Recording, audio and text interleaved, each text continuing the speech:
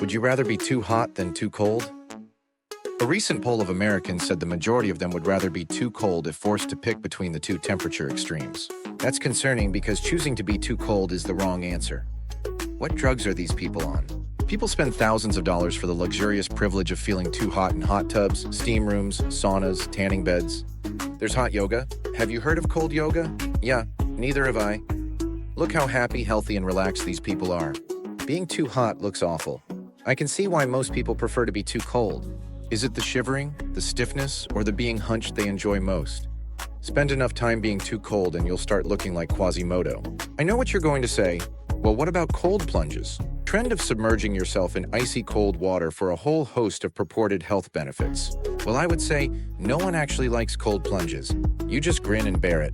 It's agony. There's nothing enjoyable about it at all. No sane person would choose to be in that state when this is the other option. Okay, now that we've settled that, let's get to the words. Shivers down my spine like quitters bite off froze. Hands in my pockets and the wind it blows. Icicles dangling from my nose. I'm dancing in the snow with frozen toes. If you remember in part 1, interspersed between hilarious jokes, we reviewed how to describe cold temperature with adjectives. In this episode, we're going to continue doing that, starting with some lovely nouns. The first one is brass monkeys. What do brass monkeys have to do with cold temperatures? Well, it's not exactly clear. The popular origin story comes from the Navy. The story goes that on old warships, racks made of brass that held iron cannonballs were called brass monkeys. In extreme cold, the brass would contract more than the iron balls, allegedly causing the balls to fall off. A compelling yarn for sure, but this story has been refuted by many credible sources, including the Navy itself. There's no evidence of a brass monkey system being used in ships. Less interesting and more likely origin is a humorous reference to brass monkey figurines, but no one is really sure. Brass monkey or brass monkeys is a noun used when referring to extremely cold weather. For example, brass monkey weather is a British slang expression often used humorously to describe freezing temperatures. It's derived from the longer expression, cold enough to freeze the balls off a brass monkey. Some examples are, it's absolute brass monkey weather out there. Better bundle up. I stepped outside, and it was brass monkey cold.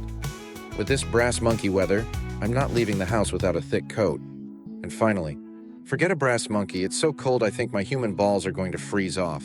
The next words are places you can use to describe coldness.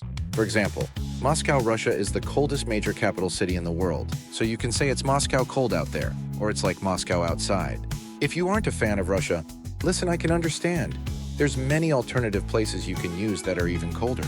You can use Siberia, the Arctic, or Antarctica. For example, it's like Antarctica out there. I don't want to shovel the driveway. Kids, you're staying home from school. For additional ideas, let's look at a list of the coldest cities in the world. Quite frankly, there isn't a lot to work with here. It seems as though the colder a city is, the more difficult it is to pronounce in English. Novosibirsk, Ulaanbaatar, Eureka. Eureka in Nunavut, Canada is the second coldest city in the world. The coldest city in the world is Yakutsk in Siberia. Yellowknife is in the Yukon, so saying something is Yukon cold or colder than the Yukon works as well. An adjective I've been trying to make happen all winter has been austere, to describe very cold, harsh conditions. Austere originates from the Greek word austeros, meaning harsh or severe. You can see the classic definitions of austere convey strictness, simplicity, and restraint. It can describe both people and things, a person's strict personality, or a place's minimalist design. Applying austere to weather implies severe, harsh, and brutal cold weather. This is no winter wonderland or beautiful day on the ski slopes. This is pain. Austere weather is often found in previously discussed places like Siberia and Antarctica, but there's been plenty of austere conditions in cities all over the world this winter. Next is another adjective, apocalyptic. Apocalyptic relates to the end of the world or a catastrophic world-altering event. For example, the film depicted an apocalyptic wasteland where civilization had collapsed. It also describes something characterized by widespread destruction, chaos, or disaster. For example, the hurricane left an apocalyptic scene of devastation in its wake. Thirdly, it refers to being prophetic, foretelling imminent disaster or great change. For example, his apocalyptic warnings about climate change were ignored for years. Finally, apocalyptic relates to the biblical apocalypse or similar prophetic revelations. For example, the preacher gave an apocalyptic sermon about the end times. Apocalypse and apocalyptic first appeared in English in the 17th century, initially referring to religious prophecies, later expanding to describe large-scale disasters. More examples of apocalyptic are: scientists warn of an apocalyptic future if climate change continues unchecked. The war left the country in an apocalyptic state, with ruined cities and displaced people. And the wildfire created an apocalyptic orange sky, blotting out the sun. You can also use the noun apocalypse. You can say, "Oh, it's the apocalypse out there," if the weather is really bad. Another noun you can use to describe extreme winter weather is nuclear winter. What is a nuclear winter? Aren't those opposites? Nuclear bombs detonate at temperatures 5 times hotter than the sun. How could they be associated with winter in any way? Nuclear winter is a hypothetical global climatic effect that could result from a large-scale nuclear war. It was first described in 1983 by a group led by Carl Sagan. Nuclear winter is caused by detonation of multiple nuclear weapons leading to massive firestorms. Smoke, soot, and debris from burning cities rise into the stratosphere, which blocks sunlight, cooling the Earth's surface significantly. This results in disrupted weather patterns, leading to failed crops and ecological collapse.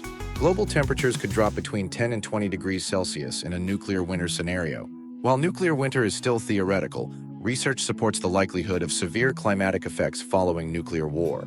So even if you manage to survive the blasts themselves and the subsequent radiation fallout, you have permanent darkness and starvation to look forward to. Better get working on that spaceship to Mars. Okay, let's pick something less depressing for our next word: cryogenic. It's funny, you don't hear a lot about cryogenic freezing anymore, even though there's so much hype around extending the human lifespan. Well, if you want to try and be alive in another 100 years, why not freeze your dead body in minus 196 degrees Celsius until scientists figure out how to resuscitate you and then cure you of illness and old age? Describing something as cryogenic relates to or involves extremely low temperatures. Example, the scientists used cryogenic techniques to store biological samples. It can also pertain to the production and effects of temperatures below minus 150 degrees Celsius or minus 238 degrees Fahrenheit, where gases become liquid. Example, liquid nitrogen is commonly used in cryogenic experiments. Cryogenic also refers to the preservation of materials, biological tissues, or even human bodies at ultra-low temperatures. Example, some people invest in cryogenic freezing in hopes of future revival. Here are some more examples.